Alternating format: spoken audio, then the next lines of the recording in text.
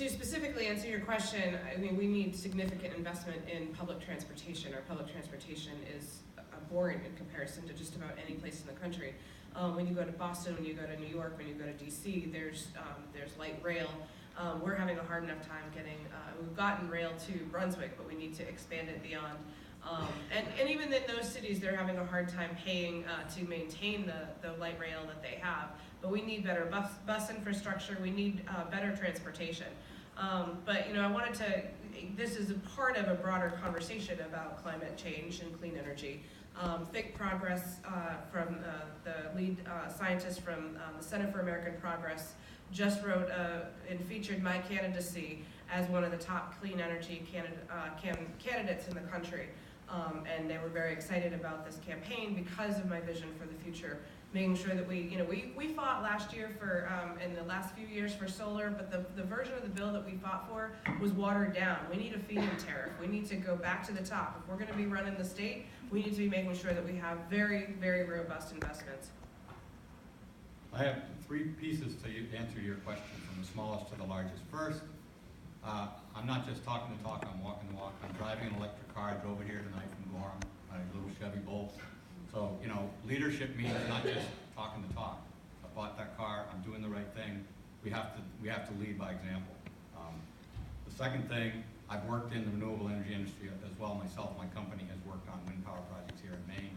The Gulf of Maine has what they call the Saudi Arabia wind, and not just the wind created out there, but the jobs that can be created harnessing that power.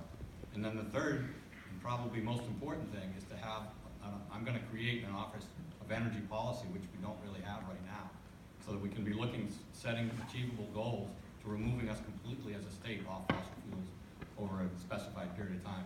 And that's going to happen as soon as I get in. And the other thing I'll do is, the second bill I'm going to sign up when I get in there is to restore net metering back to 100%.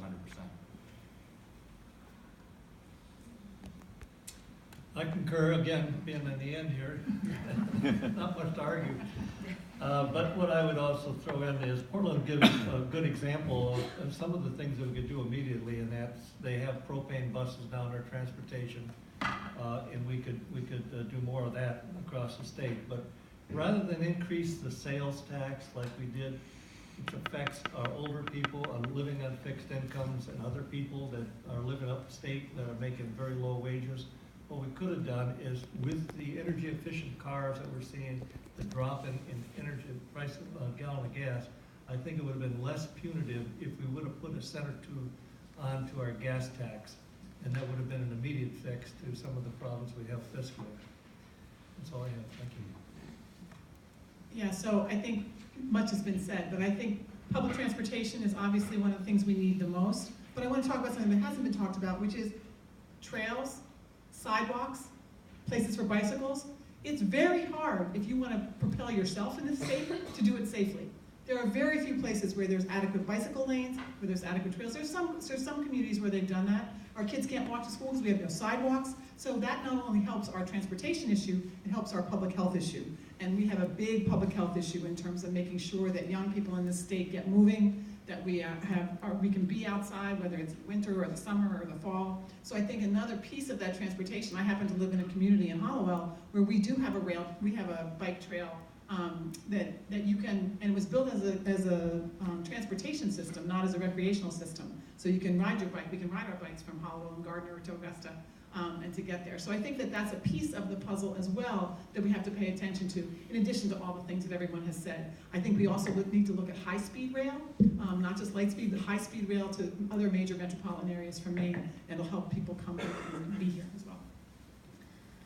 I know I promised 3 questions, but after watching that exodus, I think it'd be really good if we all moved out into the atrium and continued asking the candidates questions over some tea and coffee. So I'd like to invite you all to join us in the atrium. Thank you all for coming, and thank you, candidates.